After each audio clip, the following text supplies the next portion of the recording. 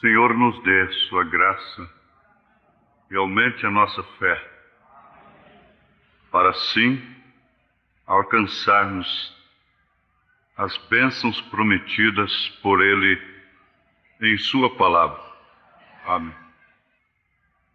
Toda a congregação tem afirmado com amém que deseja estas 7 virtudes vivificadas pelo teu Santo Espírito: fé, virtude, conhecimento, temperança, paciência, piedade, amor fraternal.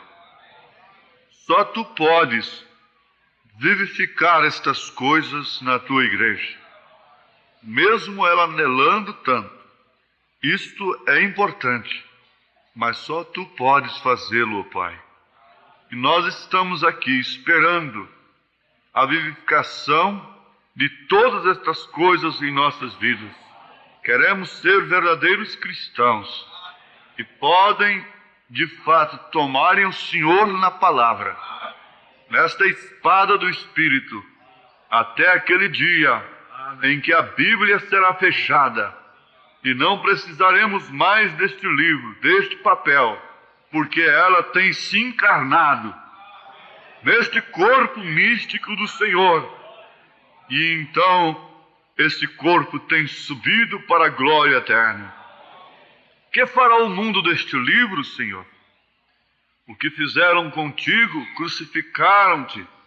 Ó Deus, em nome de Jesus Cristo, dá-nos a graça, como beneficiários da morte do Senhor, de vivermos agradecidos, cheios do teu Espírito, porquanto na morte do Senhor nós fomos perdoados, nós fomos limpos, lavados, e agora, Senhor, na ressurreição do Senhor nós temos a vida.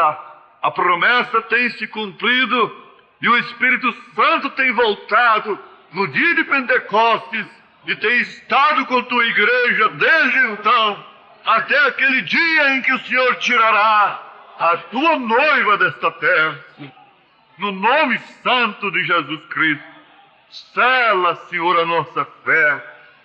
Sela, Deus, aquilo que nós oferecemos a Ti, como o Senhor aceitou a fé que o Senhor mesmo deu a Abraão, e o Senhor depois teve que aceitar aquela fé. Ó Deus, aceite esta fé que o Senhor tem nos dado, ó Pai.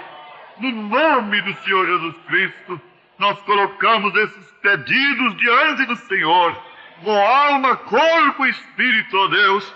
Ó Pai bendito, toma as tuas filhas e os teus filhos nas tuas mãos, ó Pai, pelo poder da tua graça, pelo poder do teu Espírito Santo, em nome de Jesus Cristo. Amém, amém, amém. E Jesus respondendo disse-lhes: tende fé em Deus, porque em verdade vos digo que qualquer que disser a este monte, ergue-te e lança-te no mar, e não duvidar em seu coração, mas crer que se fará aquilo que diz, tudo o que disser lhe será feito. Por isso vos digo que tudo o que pedirdes, orando, crede que o recebereis e tê-lo-eis. E quando estiverdes orando, perdoai, se tendes alguma coisa contra alguém, para que vosso Pai, que está nos céus, vos perdoe as vossas ofensas. Mas se vós não perdoardes, também vosso Pai, que está nos céus, vos não perdoará as vossas ofensas. Se vós não perdoardes, também vosso Pai, que está nos céus, vos não perdoará as vossas ofensas. São Marcos 11, 22 ao 26. Foi onde nós lemos essas palavras de Jesus, que nos mostra, testifica para nós, que a fé perfeita é baseada no perdão. Quem não perdoa não pode de maneira alguma ser perdoado. Agora, nós temos às vezes muitas dificuldades quando se convive juntos, especialmente uns com os outros. E na convivência há o perigo sempre de ofendermos uns aos outros, de incidentes na convivência. Mas não justifica ficarmos com reservas, com raiz de amargura em nossos corações, contra aquelas pessoas ou aquela pessoa. O profeta ensina na palavra à igreja que quando alguém está errado dentro da igreja, ele ensinou a você correr e orar por você mesmo, dizendo: Senhor, não permita que eu tenha raiz de amargura no meu coração. Por quê? Muitas vezes a pessoa que está errada se arrepende e passa a obter todas as coisas do céu, enquanto que outras, por causa do erro daquela pessoa ou dos seus erros, ficam embaraçadas aí por muito tempo, ou quem sabe para toda a vida. Porque se a pessoa toma a ceia do Senhor com rancor, reserva contra alguém, raiz de amargura no seu coração, então aquele rancor, aquele ódio, fica selado no seu coração. Uma certa mulher, amiga da família do profeta, deixou de fechar seus olhos na hora da oração, e aquilo foi o suficiente para um espírito errado lhe apanhar, um espírito de dupla personalidade. Quando ela estava numa personalidade que não era dela, então ela praticava coisas terríveis, e aquilo custou 14 anos de sofrimento para chegar ao fim do assunto. Então não brinquem com as coisas de Deus, não brinquem com o sentimento alheio. Não pense que ferir uma pessoa é menos do que ferir a Cristo. Não pense que ferir a um irmão, a uma irmã, é menos do que esbofetear a Jesus Cristo. Agora, se você está bem com sua esposa, e mesmo fraca como ela é, mesmo falha como ela é, você é feliz com ela, você ignora todas as suas falhas, tudo aquilo que ela não pode lhe atender a contento, isso é graça para com ela. Isto é um sinal de que Deus está em você. Se o seu esposo não preenche os requisitos, que são deveres dele, para com você, mas você ignora aquilo, e aquilo que você poderia exigir dele, você oferece ao Senhor como oferta, como aroma suave, agradável às narinas de Deus. Senhor, eu ofereço isto como sacrifício diante dos teus olhos. Por causa disto, o meu lar nunca irá a pique. Então é sinal que Deus está em você. Isso é graça. Isso é graça. Agora, antes de nós termos a revelação do que é graça, nós não podemos ter definitivamente a revelação do perdão dos nossos pecados. Agora, quem algum dia já sentiu o gozo do perdão, a satisfação que o perdão causa no seu íntimo, a segurança que sua alma passa a enfrentar a vida dali por diante, assim que recebe o alívio do perdão trazido através do sangue de Jesus Cristo, pela fé no sangue de Jesus Cristo, então essa pessoa que tem provado realmente o que é perdão, ela nunca deixa de perdoar, porque ela sabe o que é perdão, e ela sabe perfeitamente que se ela não perdoar, se ela não tiver misericórdia, então o que Tiago disse aqui se cumpre nela.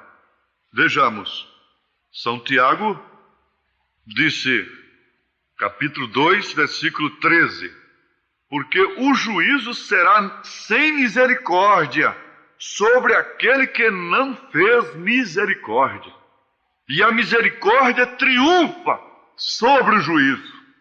As pessoas que têm os seus corações abertos para perdoarem, e que não têm facilidade de guardar raiz de amargura em seu coração ou em seus corações, com facilidade elas podem prosseguir adiante quando falham também.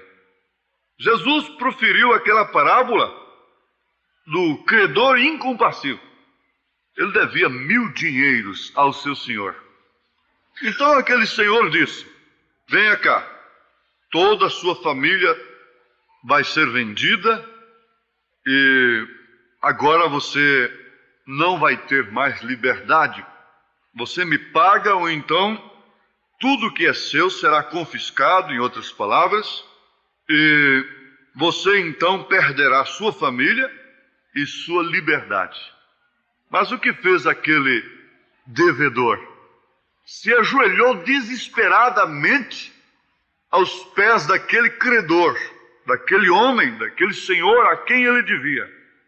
Ele disse: tem compaixão de mim, não faça isto comigo, me perdoa. E o coração daquele credor foi movido. E ele então o perdoou 1000 dinheiros. E disse: então vai.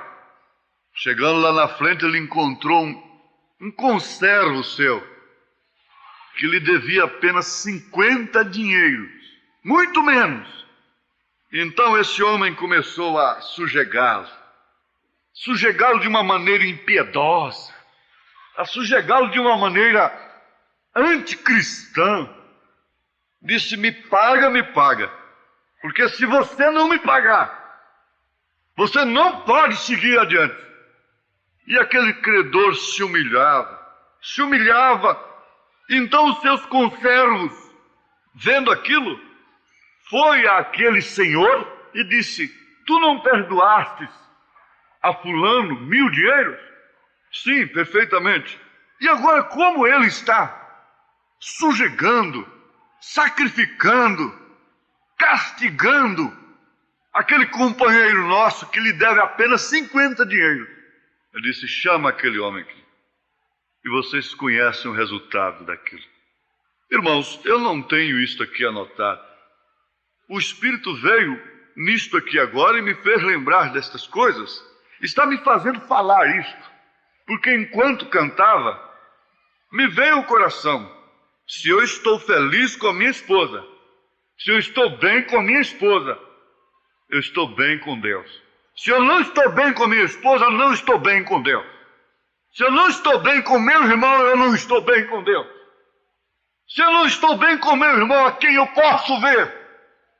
Se eu não estou bem com a minha esposa, com quem eu posso comer, dormir, viajar, andar, conversar, como posso eu estar bem com Deus? E João fez essa pergunta, porque nós ficamos aí debatendo por fé e apanhamos a doutrina e queremos condenar o resto do mundo. Irmão Brandi, se você não tem nada que condenar aquela mulher por ela estar naquela forma, ela já está condenada. Você não tem nada que condenar aquele homem porque ele é um fumante, ele já está condenado e ele não tem outro lenitivo. Agora, quem se condena, quem se sente condenado, é aquele que é batizado em nome do Senhor Jesus Cristo e tem proclamado tomar posse desta fé e tem tomado da comunhão, testificando que está agregado no corpo de Jesus e não pode exercer misericórdia. O Espírito de Deus está pedindo misericórdia. Raabe pediu misericórdia. E que alegria, que gozo, que prazer. A meretriz alcançou a misericórdia. E mais do que isso, quando a cidade estava caindo, ela não saiu de debaixo da misericórdia. Ela creu na misericórdia. E por isso se tornou esposa de um general. Quando aquele general lhe deu o braço, não importava que alguém dissesse: eu te conheci no passado. Quem é ela agora? O que ela quer ser? Ela não queria ser. Ela era agora esposa de um general. Aleluia! Qual a primeira dama? Qual a madame que tornou-se esposa daquele general? Salomão, do qual veio então a semente de Davi, da qual viria então Jesus Cristo. É para causar inveja mesmo. Satanás não pode ficar feliz com isso. Porque Ele levanta do pó o pobre, do monturo necessitado, e põe para sentar na mesa dos príncipes. Eu estava no pó, você estava no pó. E Ele nos levantou e tem nos colocado nesta mesa. E Davi disse: Ele prepara uma mesa perante mim, na presença dos meus inimigos. Oh, aleluia! Estou aqui com um tema dizendo assim: dedos da fé. Mostre os seus dedos. Dedos da fé. Levante a mãozinha do seu bebezinho. Seu bebezinho, sua nenenzinha, seu nenenzinho. Deixa ela mostrar os dedinhos para cima também. Pega a mãozinha dela. Levanta. Aqui está um povo vivo, Satanás. Vivificado pelo poder do sangue de Jesus Cristo, pelo poder da ressurreição de Jesus Cristo. A morte não pode deter o seu corpo na sepultura. A morte não pode deter os fiéis que morreram na fé antes dele. A morte não pode deter o seu povo sob quaisquer sepulturas desta vida. Aleluia! Glórias ao Senhor! Glórias a Deus! Amém! Dedos da fé. Nós temos que chegar a ter fé até nos dedos. Isso não acontece antes que saibamos o que a misericórdia quer. Para tanto é necessário que sejamos alcançados em primeiro lugar pela misericórdia, como Raabe foi. Dali então veio Jesus Cristo. Aquele general sempre apontou para Jesus. Aqueles generais apontaram, não é? Agora, um fato curioso nos chama a atenção nesta hora. A Bíblia diz que pelo dedo de Jesus, isto é, pelo dedo de Deus, Jesus expulsava demônios. Apenas o dedo de Jesus. Quantos já leram isto? Se pelo dedo de Deus eu expulso demônios, por quem expulsa os vossos pais? Isso quer dizer que Deus tinha descido naquele corpo e irrigado todo aquele corpo de tal forma que foi até nas pontas de seus dedos. Ora, aquilo era um sangue de Deus. O profeta diz: a fêmea não tem hemoglobina, ela oferece o óvulo. Do macho vem a célula da vida. E ele disse assim: foi isto que aconteceu para a nossa redenção. E lá no seu batismo um dia, João ouviu aquela voz e viu o sinal que Deus lhe prometera. Quando aquela pomba desceu sobre aquele corpo, a pomba, a ave mais pura, descendo sobre o cordeiro, o animal mais obediente. Tu és meu filho amado, em quem tenho prazer de habitar. O sangue é totalmente do Pai. O Espírito era totalmente do Pai. Portanto, aquele corpo era totalmente do Pai. Agora, isto não aconteceu simplesmente para ser uma história de redenção. Isto aconteceu para que o mesmo acontecesse conosco. Está provado, sim, que ele herdou a natureza de Maria. A natureza humana. A natureza humana seria sofredora. A natureza humana sofreria dores, cansaço. E ele não podia trazer isso do Pai. Herdar aqui no sentido genealógico quer dizer trazer, participar. Então ele herdou, se fez homem e trouxe uma natureza que pudesse sentir dor, pudesse cansar do caminho, pudesse morrer, pudesse ser igual a nós, a ponto do profeta dizer: ele era totalmente homem. E ele podia ter até uma esposa, ele tinha direito. mas santificou-se a si mesmo por nós. Oh, isso é tremendo, irmãos. Deus se fez homem para que o homem se fizesse Deus.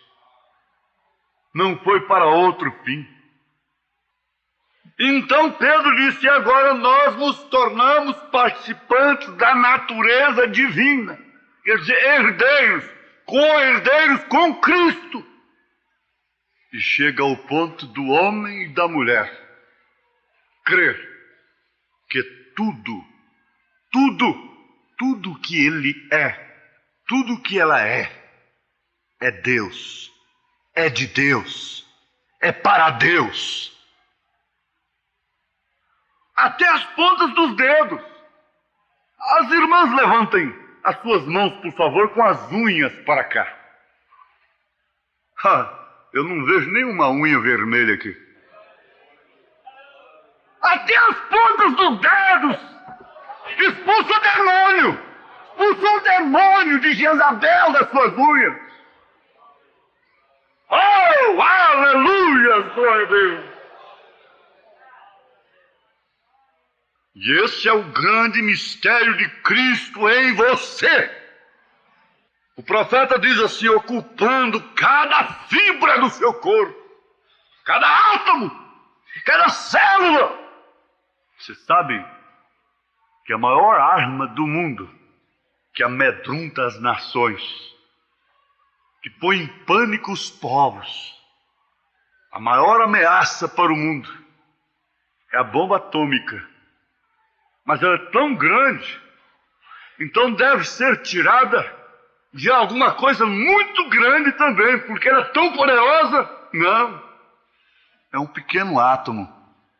Deus não fala de seu povo com menos poder do que a bomba atômica. Então Deus tem que tomar um povo muito rico, muito forte, muito poderoso. Não. São pequenos membros simples, átomos, células deste corpo, que formam este corpo, é que traz o poder de Deus, irrigando o seu corpo. Está um sangue para aquecê-lo. Se você não tem sangue nesta hora, as suas mãos ficariam frias. Se esses globos brancos superarem os globos vermelhos, você cairá numa anemia profunda e você andará sempre com os pés gelados e não terá devida energia para se sustentar a si mesmo de pé, a si mesmo de pé. Se o diabo vem ali e toma uma célula daquela e faz dela uma célula anormal, monstruosa, como o diabo quer fazer com a igreja, ela tem se tornado um câncer. Célula monstruosa. O profeta diz isso, eles puseram o apelido de câncer, mas isso chama-se diabo. Ele quer fazer coisas grandes. Ele quer fazer células monstruosas. Deus não está preocupado com isto. Ele sabe que os seus dedos são suficientes para embalar um berço. Como existe aquele pensamento de um grande filósofo dizendo: escutai, escutai este pensamento profundo. A mão que embala o berço é a mão que rege o mundo. Isto tem que ficar guardado para algum momento. A mão que embala o berço é uma mão que rege o mundo. Ali está Deus nas pontas dos dedos. Já não quero falar nos seus olhos. Já não quero falar no seu cérebro. Eu quero falar que Ele tem preenchido todas as fibras, a ponto até das pontas dos seus dedos, até as pontas dos seus cabelos estão cheias de Deus. Nenhum fio de cabelo se perderá dos filhos de Deus. Aleluia! Mas agora, vamos olhar um pouquinho para trás. Somente para aqueles que alcançaram misericórdia e que têm misericórdia em seus corações. virá esta fé que toma até as pontas dos dedos daquele homem, daquela mulher, daquela criança. Eu dizia no rádio, se as crianças devem ter hoje experiências mundanas, por que elas não podem ter experiência com Deus? Na Bíblia nós temos crianças que tiveram experiências com Deus. Nós temos adolescentes. Daniel foi para o reino babilônico escravizado com 12 anos de idade. E lá ele não tinha uma mãe puxando a orelha. Vamos, meu filho, para a igreja. Ajoelha-te, ora. Não. Se faltasse Deus num dedo dele, o leão tinha comido justamente aquilo que não tinha Deus. Se faltasse Deus, pelo menos na ponta do dedo, mindinho, de Daniel, o leão ia ali e arrancava aquela partezinha. Aqui não tem Deus, aqui eu posso. Onde faltar Deus em você, o diabo tem direito de estar ali. Agora, por que então vamos brincar? Por que então vamos abrir as portas? Bom, amados, eu penso cada vez ser mais calmo e falar menos possível. Em primeiro lugar, devemos saber que somos filhos de Deus. Vamos acentuar isso? Somos filhos de Deus. Somos filhos de Deus. Então olhe para mim, olhe para cá. Como diz o profeta, olhe para cá. Eu estou seguro do que eu estou vos dizendo. Em primeiro lugar, então é sabermos que somos filhos de Deus. Aqui na mensagem Demonologia, nós temos isso. Somos todos filhos de Deus quando somos nascidos de novo. Aquilo vem, e a coisa verdadeira é que Deus quer que nós saibamos disto, que nós somos seus filhos. Nós fomos gerados de novo. Nós saímos do lodo onde estava aquela semente. Rompemos todo aquele lodo. E agora temos manifestado a natureza da semente. E Deus quer que você saiba que você não é menos do que uma filha de Deus. E que você saiba que esta irmãzinha também, ela não é menos do que uma filha de Deus.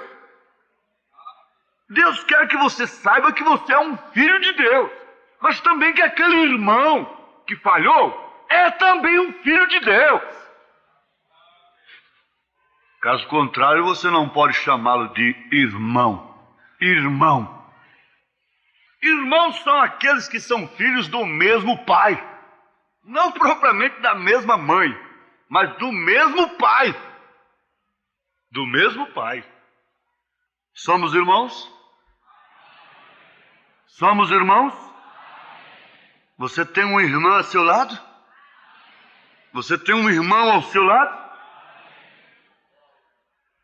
Irmãos, isso é profundo. Agora, em segundo lugar, recebermos as armas que Deus dá para seus filhos. Agora, que armas Deus coloca nas mãos de seus filhos? Vamos dar um passeio pela Bíblia, começando lá de trás, lá por Moisés, por exemplo. Ou antes, Abraão. Quando Abraão foi lutar com aqueles 5 reis que aprisionaram seu sobrinho, ele não tinha nem um exército, ele não tinha nem soldado, ele tinha servos. Tinha apenas facões. Ele não tinha um exército. E Deus não pôs mais do que uma vara torta na mão de Moisés. Há uma concepção errada que para vencermos é necessário que tenhamos grandes e poderosas armas. Grandes no sentido humano, mental, intelectual. Mas isso é um engano. Se eu tiver um grande meio, eu serei também um grande homem. Se eu tiver um grande meio, eu serei uma grande mulher. O importante é você não ter meio algum de ser uma grande mulher. O importante é você não ter meio algum de ser um grande homem e se enquadrar naquilo que Tiago disse aqui. E se cumprir isso que Tiago diz aqui na sua vida. Ouvi, meus amados irmãos, porventura não escolheu Deus aos pobres deste mundo para serem ricos na fé e herdeiros do reino que prometeu aos que o amam? Quantos o amam? Porque primeiro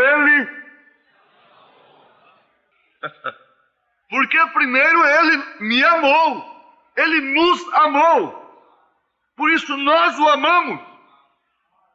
Mas aqui está: ouvi, meus amados irmãos, porventura não escolheu Deus aos pobres deste mundo para serem ricos na fé e herdeiros do reino que prometeu aos que o amam? Ali está o grande homem. Ali está a grande mulher. É aquela que tem se tornado herdeiro do grande reino, sem aparência mundana, sem política, sem poder bélico, sem poder intelectual, do Rei eterno, do Rei dos reis, do Senhor dos senhores, do Pai da eternidade.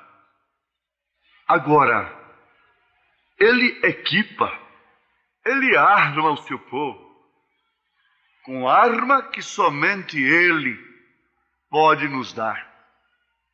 Agora não pense você que Satanás respeita mísseis, respeita bomba atômica, que Satanás respeita gritos, que Satanás respeita sabedoria, doutorado, que Satanás respeita formosura, Satanás respeita dinheiro. Nada disso.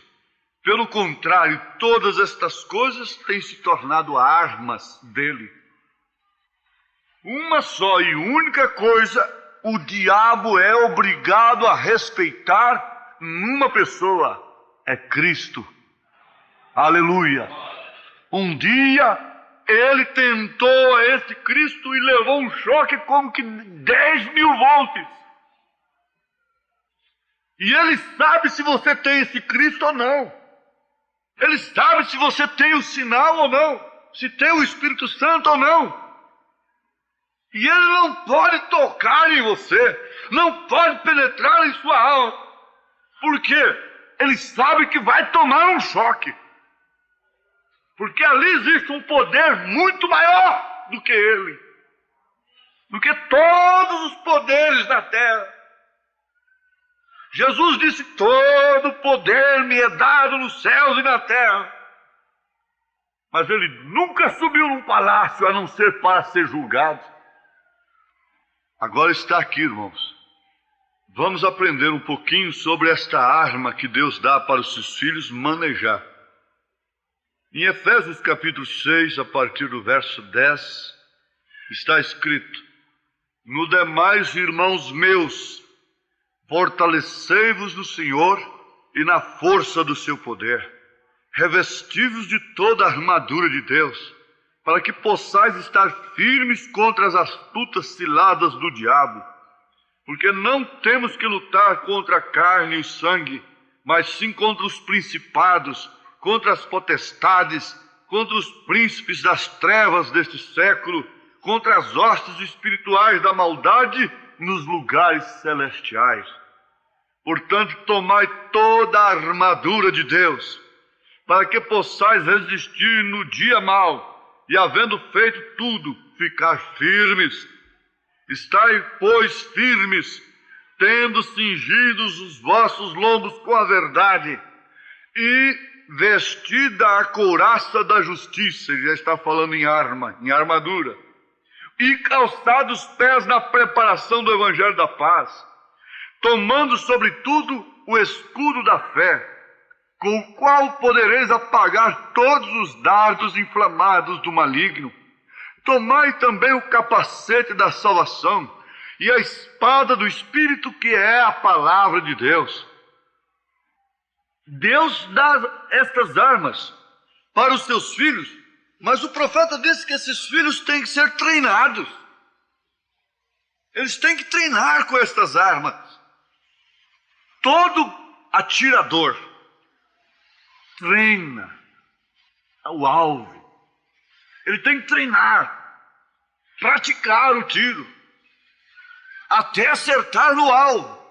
Agora, de todos os modos, vocês se despertem, mantenham bem a atenção, mantenham os seus ouvidos aguçados, abertos para ouvirem o que estou vos falando. Prestem atenção aqui, porque você está precisando disso agora, moça. Você está precisando desta armadura agora. Vejamos aqui, na mensagem competição, ele faz referência do que já lemos.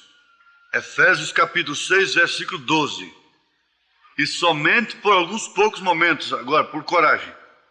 Porque não temos que lutar contra a carne e o sangue, mas sim contra os principados, contra as potestades, contra os príncipes das trevas desse século, contra as hostes espirituais da maldade nos lugares celestiais.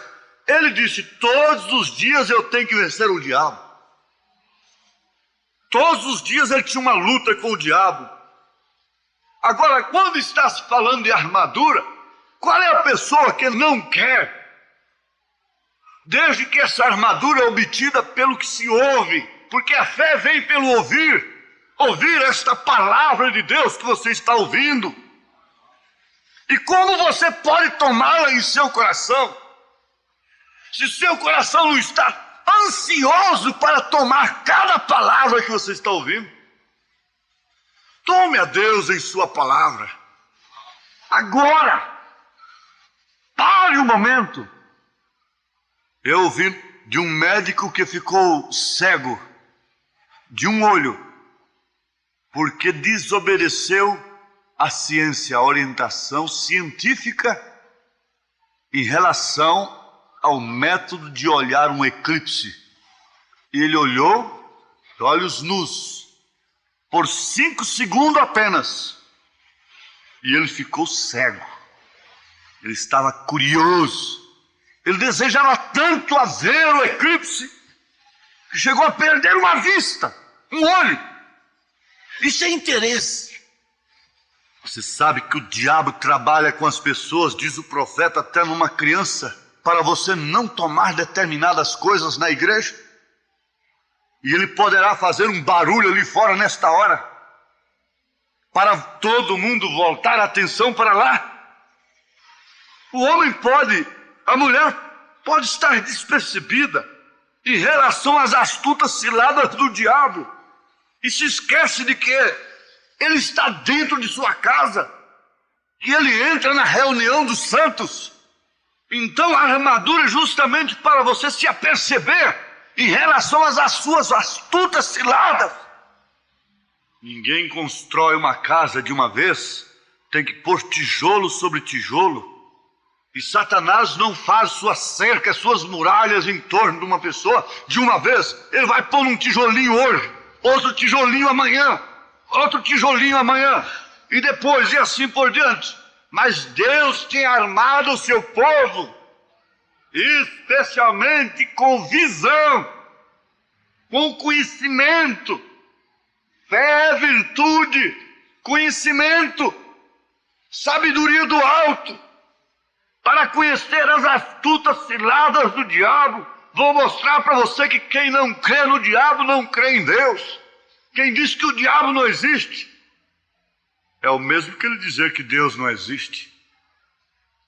Pois a Bíblia diz que o diabo tentou a Deus. Prestem atenção, portanto. Eu quero tomar os seus espíritos, como diz o profeta. Eu quero prender a sua atenção aqui. E eu quero tomar a sua mente. Eu quero tomar seu coração agora e pô-lo de uma maneira absoluta na palavra.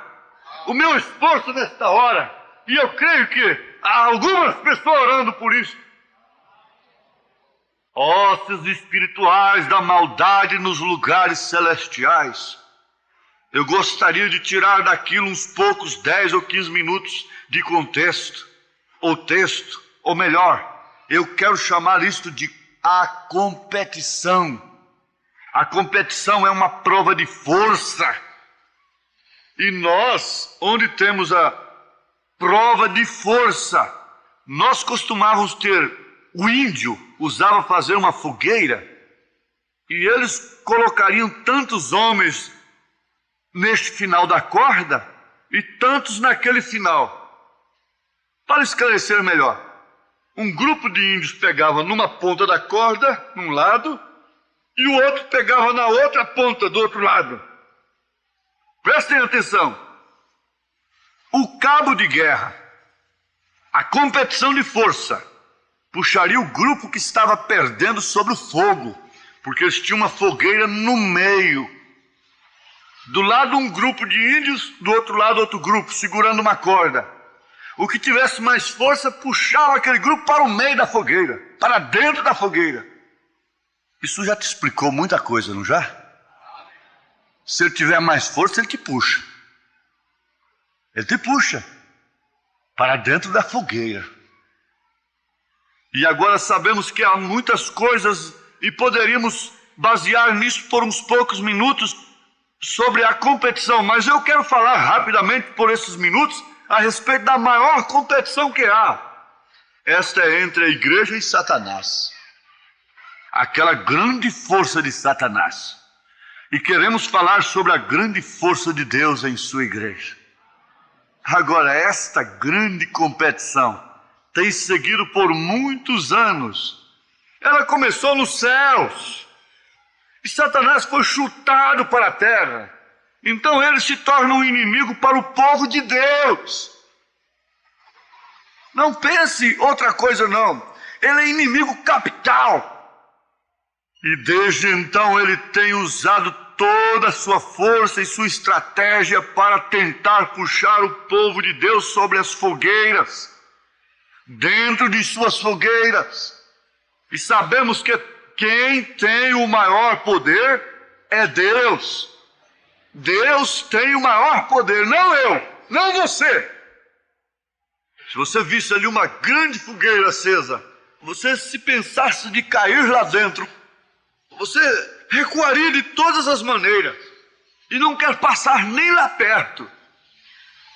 Mas ele puxa com facilidade para dentro de suas fogueiras. Não mais você. Ele não pode te puxar, minha filha. Você tem que aceitar isso. Ele não pode te puxar, meu filho. Não. Está aqui por quê?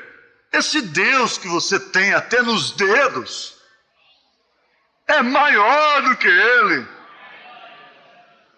Pelo dedo de Deus, você o expulsa.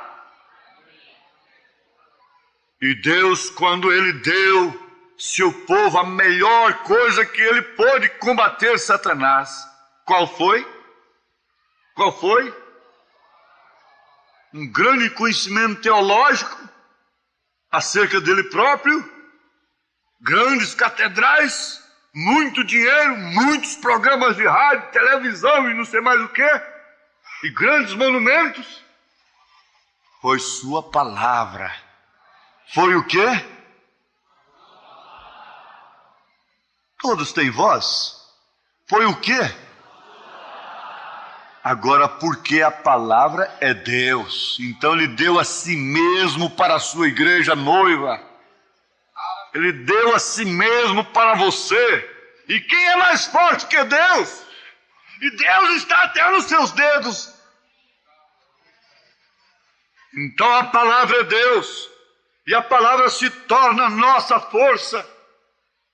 Deus na igreja torna sua força para puxar Satanás para a sua própria fogueira, a qual ele tem feito. Amã fez uma forca para enforcar a Mardoqueu, mas ele próprio foi morto na forca que ele preparou para Mardoqueu.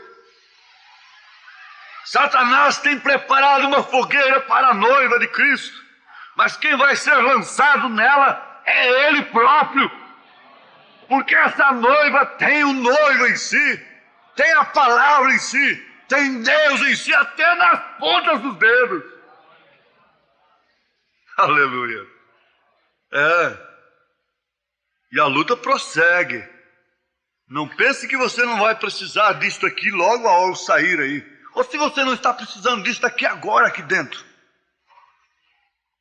Jesus disse em Marcos 16, em meu nome expulsarão demônios. Você acha que seria você sair, pôr a mão na cabeça de todo mundo e as pessoas caindo? Expulsar demônio é não te conseguir levar nem uma unha. Você está expulsando demônios. Há um velho provérbio, e não é tão velho, tão pouco. As pessoas não creem em demônios nesses dias. Mas a coisa a fazer, na minha opinião, é conhecer seu inimigo. É melhor que você conheça seu inimigo.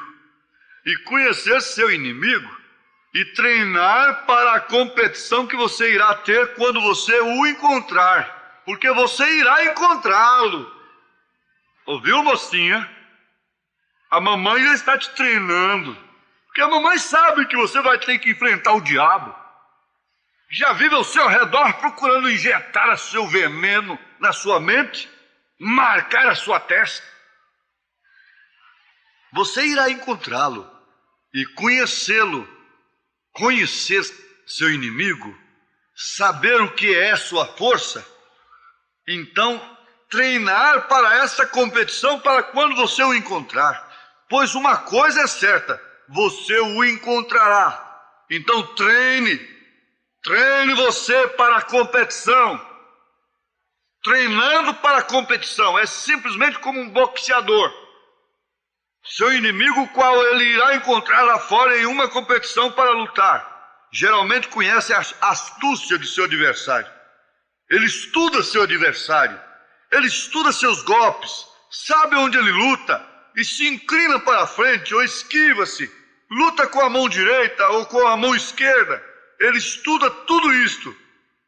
Então, se ele é um bom, esperto lutador, ele mostra ao parceiro pugilista que ele lutará tal como seu adversário luta, pois ele saberá de todos os seus golpes quando ele chegar àquele lugar.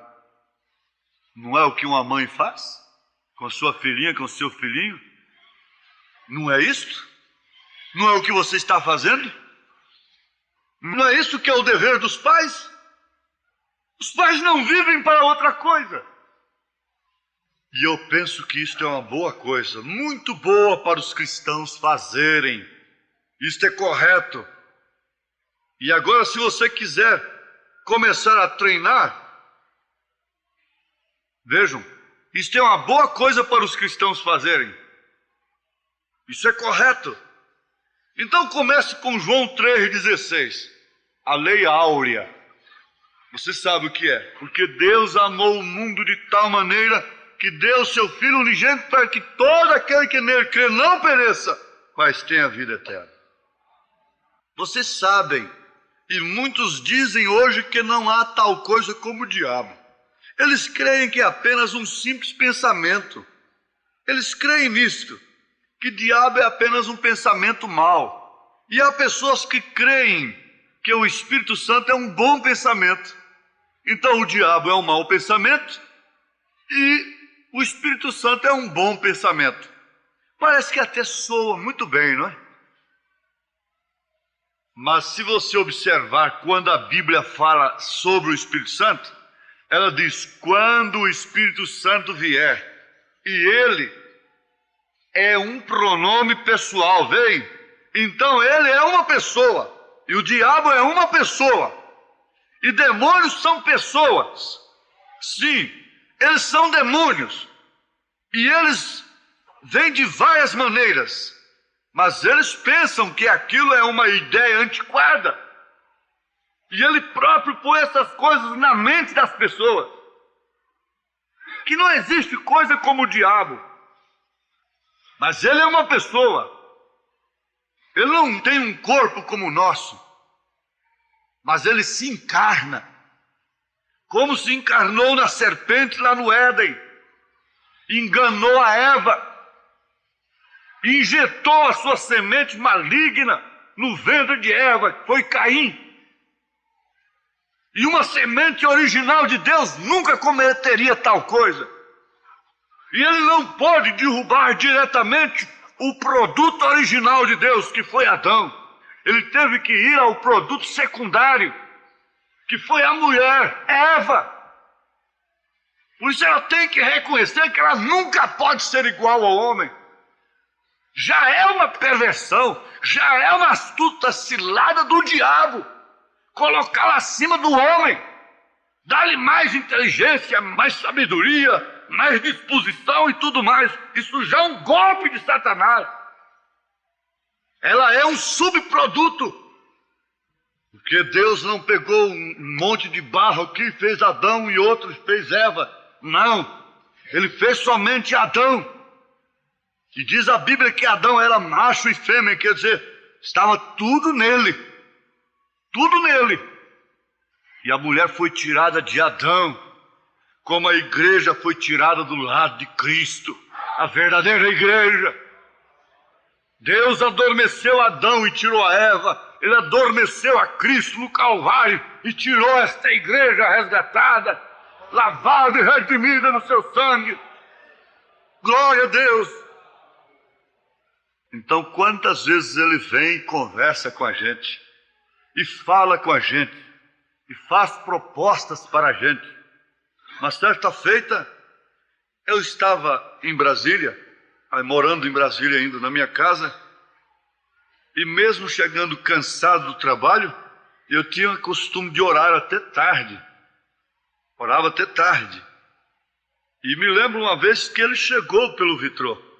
Agora, aquilo me causou um temor e coragem ao mesmo tempo para resisti-lo.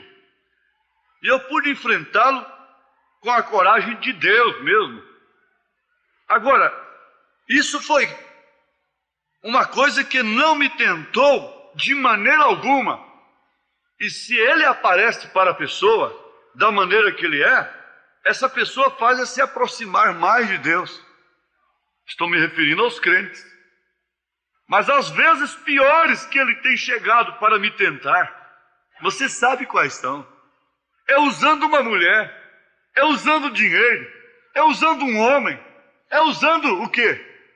As cordas do seu coração. Não pense que o diabo é um bicho feio, horroroso, com olhos saindo fogo e chifre, com patas de mula, aquela coisa toda. Não! Ele aparece na forma de uma boneca bonita, de lábios vermelhos pintados, e com um olhar sedutor. Ele explora as circunstâncias do transporte, explora as circunstâncias do trabalho. Mas você, minha filha, deixaria se levar algum dia por isto? Isso seria fatal. Eu estou aqui para denunciar as suas obras. Eu as conheço. Eu tenho lutado com ele diariamente. O profeta diz: minha filha, você, mocinha, pensa que você é tentada por um vestido assim, como elas põem por aí e tudo mais. Você tem essa tentação. Mas ele mostrou que nós temos tentações muito maiores.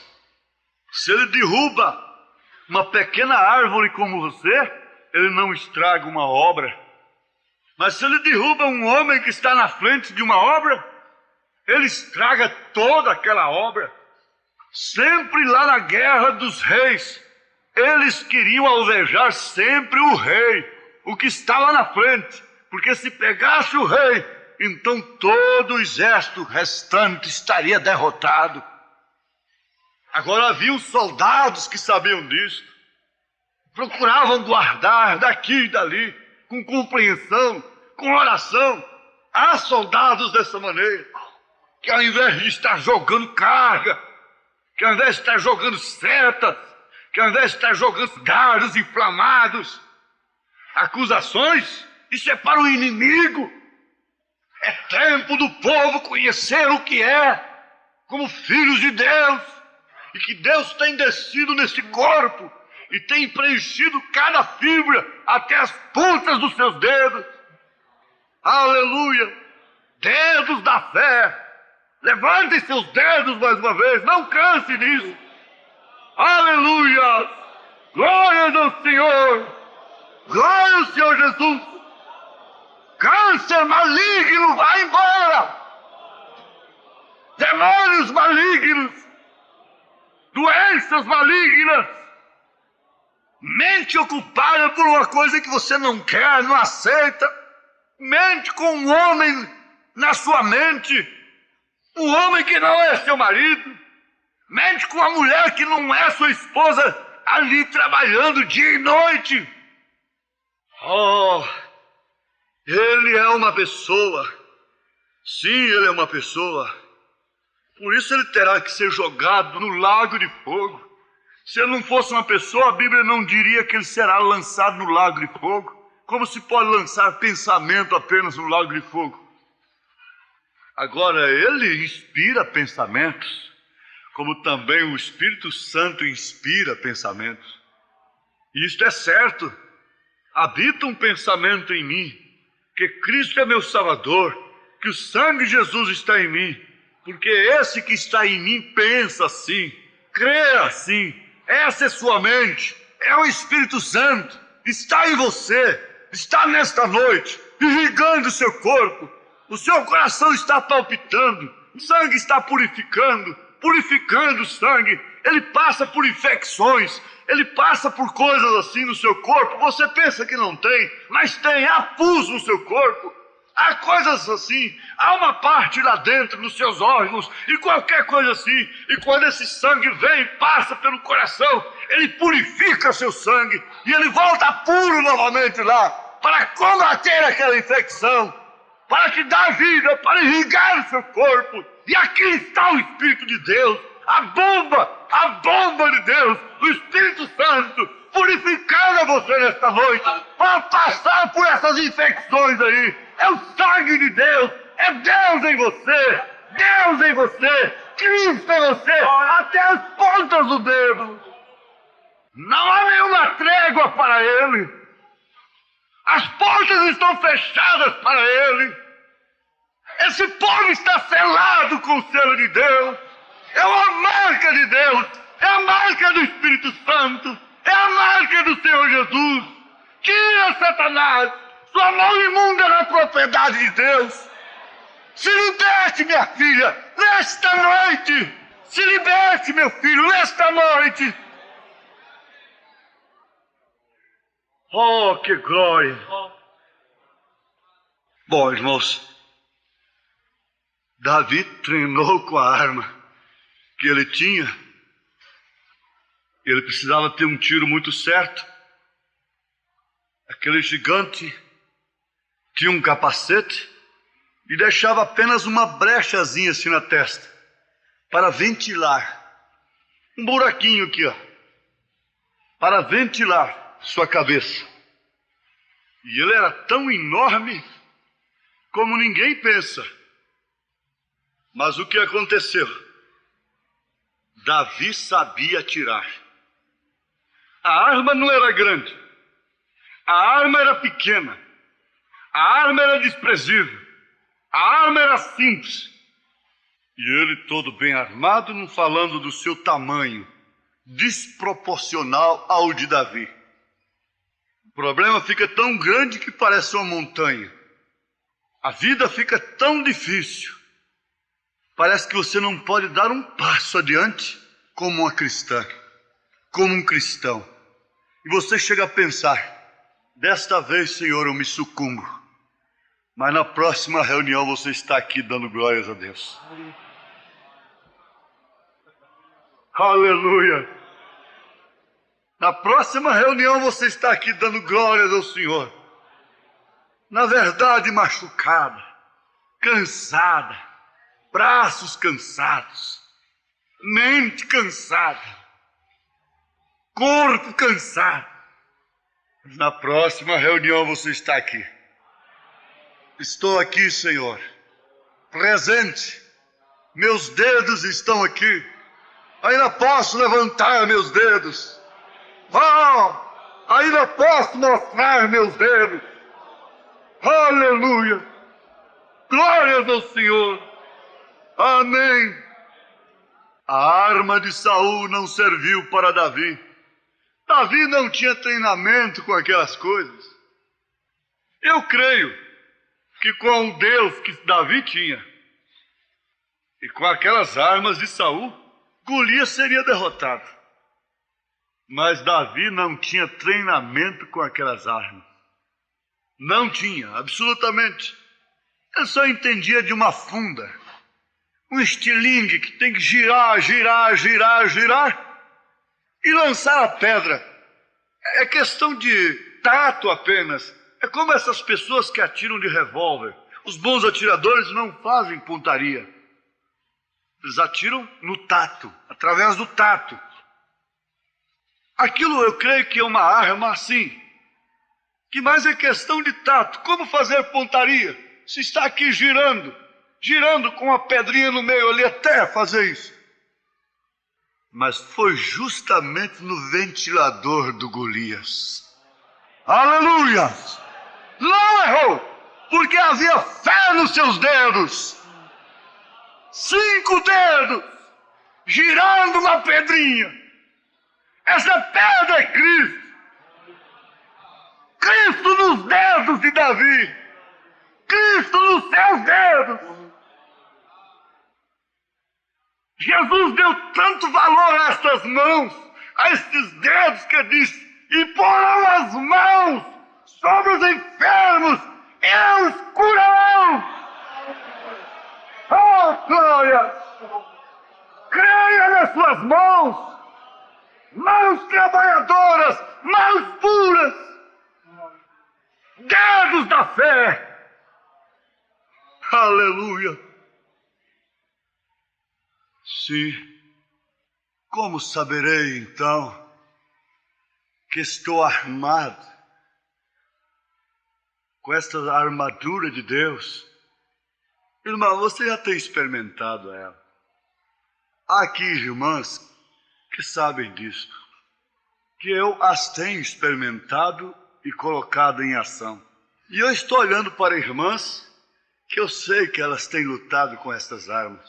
Eu estou olhando para irmãos que eu sei que eles estão lutando com estas armas.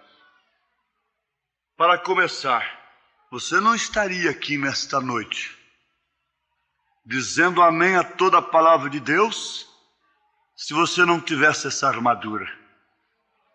Porque por centenas de vezes o diabo tentou te reter fora desta igreja, fora desta palavra, fora desta mensagem. Por centenas de vezes ele armou um laço que talvez você nem ficou sabendo, mas como está escrito: aquele que habita no esconderijo do Altíssimo, à sombra do Onipotente descansará. Direi do Senhor: Ele é meu Deus, Ele é o meu refúgio, Ele é minha fortaleza, e Ele te livrará do laço do passarinheiro. Ele tem nos livrado de laços que nós não ficamos sabendo,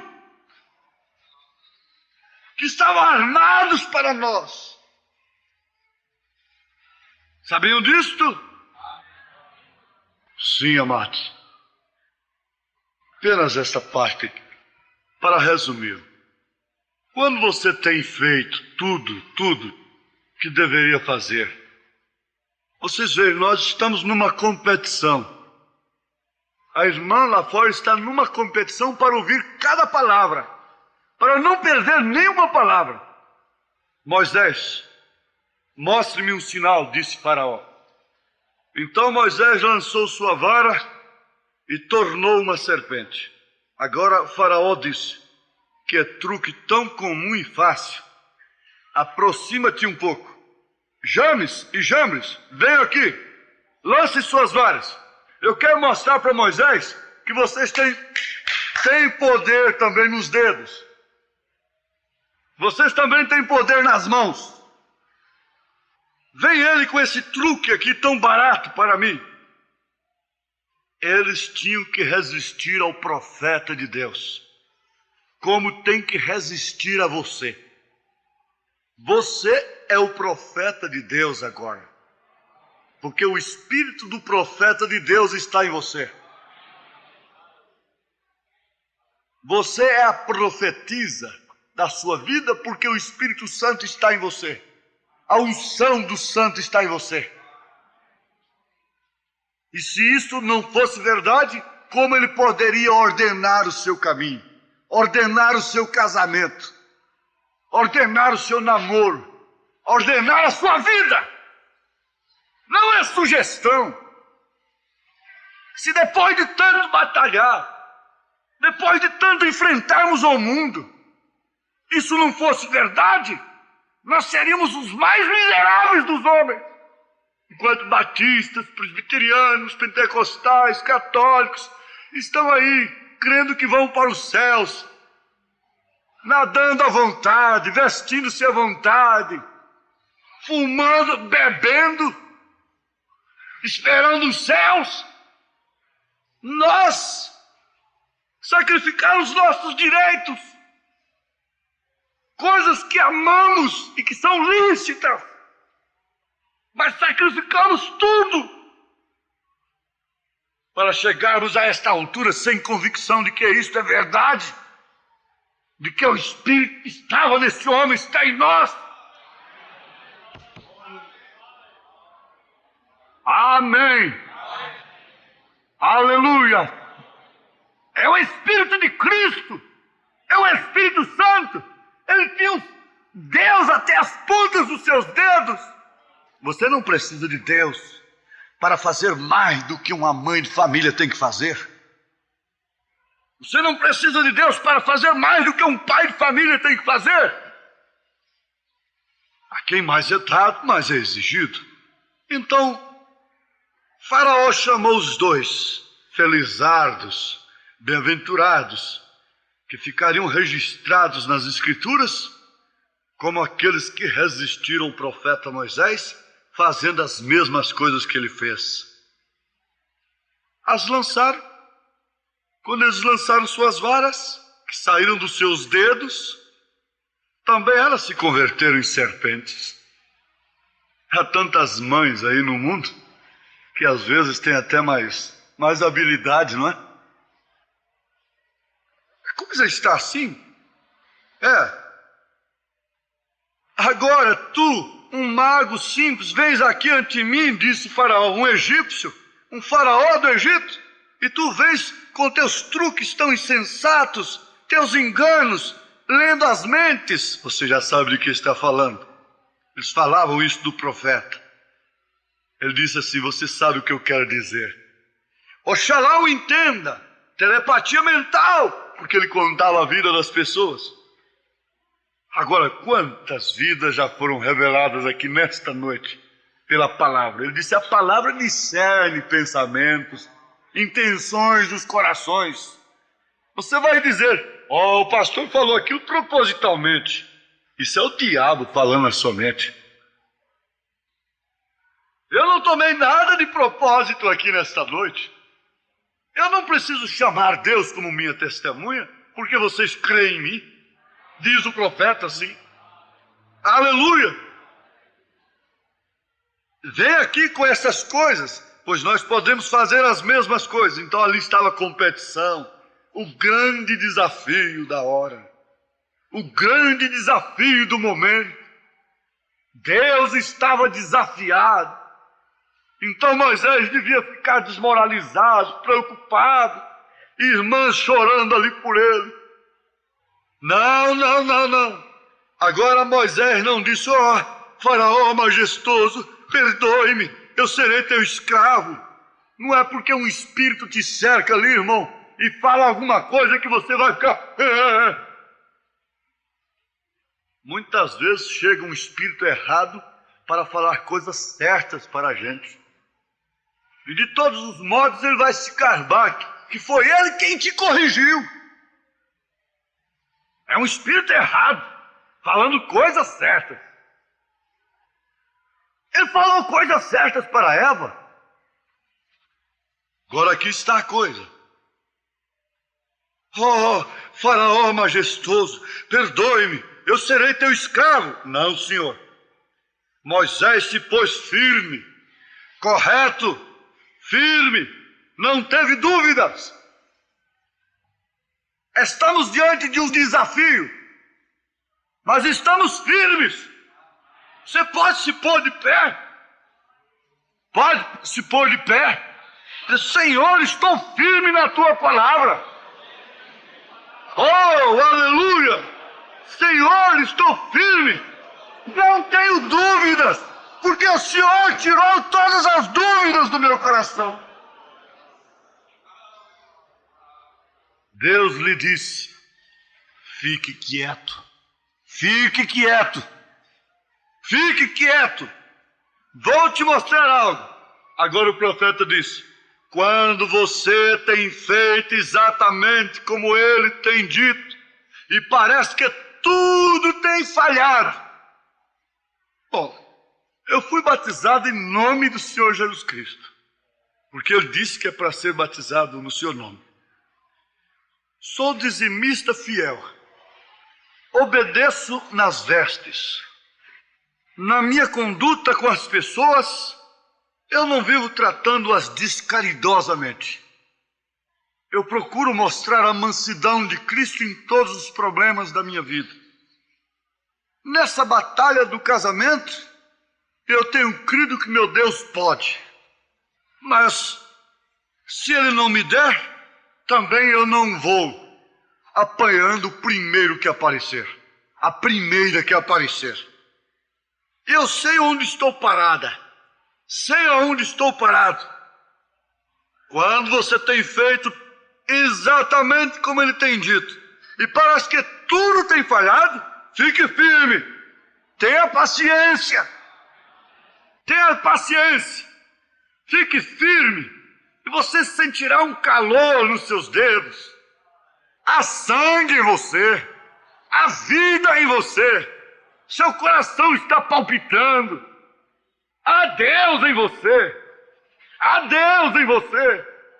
Fique quieta. Fique quieto. Não se desespere. Não faça um mau negócio. Não engane aos outros nos negócios, como Paulo disse. E não se engane. Não fique batendo com a cabeça para lá e para cá. E se afundando cada vez mais. O diabo te apanhou em uma esquina. Você lutou e gritou e desesperou e o venceu pela fé. Cura estas feridas. Segue adiante. Você está na estrebaria. Põe azeite nisso. Aqui está o vinho. O bom samaritano fez isso. Aqui estão os 2 dinheiros que ele deixou. O Velho e o Novo Testamento estão aqui. Nos meus dedos. Nos seus dedos. Nas suas mãos. Dedos de fé. Segurando crianças. Sustentando ferramentas de trabalho. Para cuidar de sua família de uma maneira honrada. Homens de trabalho, porque ele também foi homem de trabalho. Homens de dores, experimentados no trabalho. Tome a Deus em sua palavra. Amém, amém, amém.